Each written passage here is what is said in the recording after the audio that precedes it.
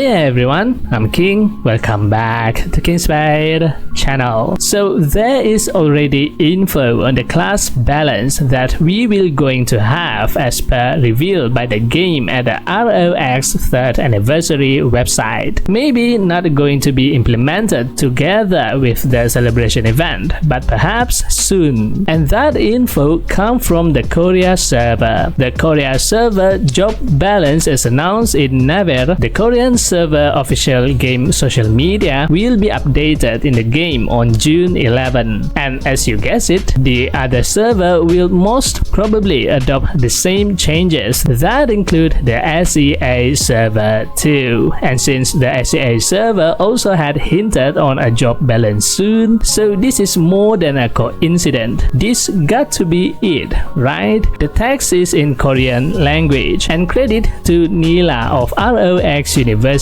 Discord for translating it to English. So I will be referring to the English translated text in this video. Alright, let's look at what are the changes and what job class will be adjusted for this time job balance. The first one, we have the Sage. The Sage does need some improvement and has not been given attention lately. So what we have here, the first one is the Magic Rod skill. This is a rather long text. You can pause the video and read it, but I'll just summarize it. What had been changed? So the skill is now give shield to party members. Previously, only you will have the shield. The shield can block magic skill damage, and it is now reduced to only block 3 times at maximum level. The number of block magic skill damage is now scaled with the INT stat. You can block additional 1 more with 1000 INT up to additional 10 times. The block magic skill damage will no longer have the effect to steal the target INT stat. Instead, by consuming SP, it increases the target fixed skill cooldown and also increase your final magic damage. In addition, the Magic Rod skill can only be casted when you have over 60% SP, and once casted, the barrier or the shield will be removed if your SP is below 20%. So this skill is totally revamped with new effect. Next, auto spell skill. The requirement in general is half for this skill. The probability of casting the elemental arrow from doing normal attack, previously 1% increase for every 80 points of AG, is now reduced to 40 points of AG. The maximum probability is still 20%, and the damage is increased for every 200 points of dex from previous 400 points. So now the elemental arrow skill can be easily casted when doing normal attack with lower AG requirement, half to be exact. Next, Earth Grave. This skill damage multiplier is increased, and now the damage can be further increased. That scale with the INT stat up to 1500%. That is a lot. Diamond Dust skill. This skill damage multiplier is also increased, and the damage is also can be increased further. That scale with the INT stat. The probability of the freezing effect is also increased. Now it is twice as likely to freeze the target. And lastly, Varatier Spear. Similar to the Earth Grave and Diamond Dust skill, this skill damage is also increased, and the damage can be increased further. That scale with the INT stat. The stun effect probability, however, is remained the same. Overall, the Sage skill damage is increased, and those who use the book weapon for the auto spell build will auto cast the elemental arrow easier when doing normal attack. Next, we have the Bard and Dancer job class. The first one is the Severe Rainstorm skill. The skill damage is remained the same, but the follow-up damage for every rain of arrows is increased from 5 to 10%. Next, the Musical Strike and Throw Arrow skill. This is for the shadow equipment. The buff duration is increased from 3 to 5 seconds. Personally, for me, although the Bard and Dancer job class are recently nerfed with the previous job balance, they still deal good damage. damage. Bard and Dancer players complain that with the nerf it is hard to stack the skill buff, making them to deal low damage. So with these changes, the Bard and Dancer will remain OP.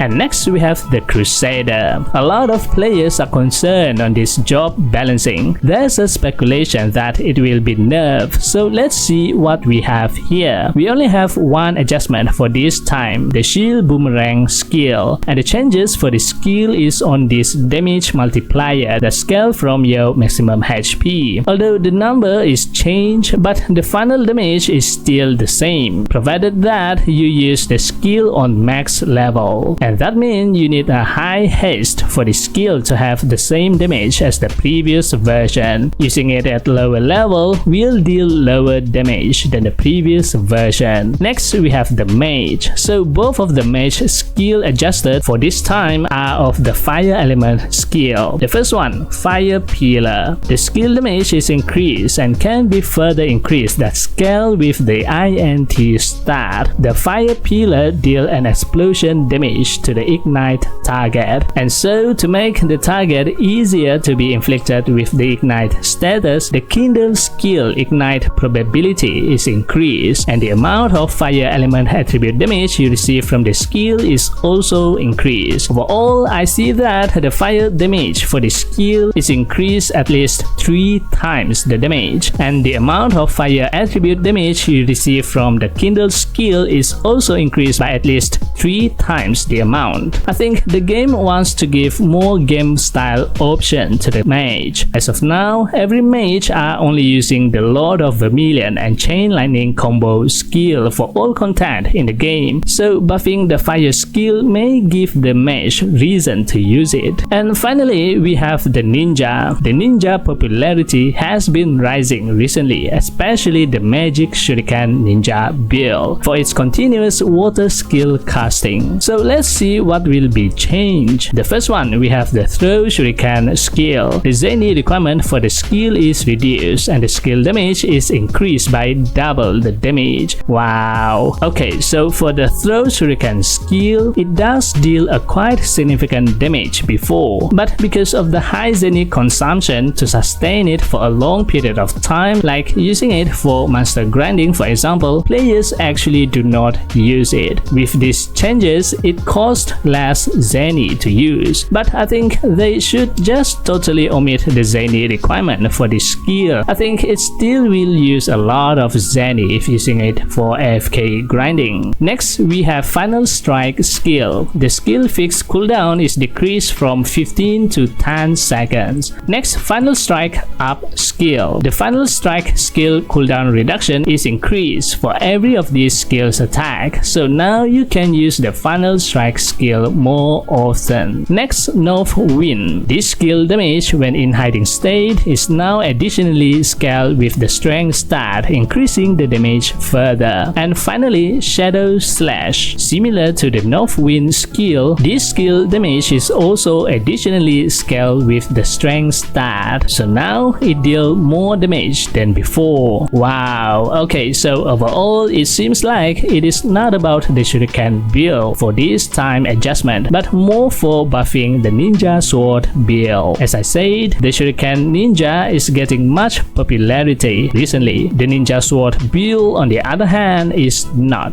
So this will make the Ninja Sword build to not fall behind in terms of damage. Alright, what do you think of the job balance for this time around? Are these adjustments being what you are hoping for? Let me know what you think at the comment section below. That's it for this video. This time video shoutout goes to... Thank you for always supporting me and this channel. If you like this video, give it a thumbs up and hit the subscribe button. And also don't forget to turn on the notification bell so you will be notified whenever I upload a new video. Thanks for watching and I'll see you on the next video. And as always, happy playing. Bye bye.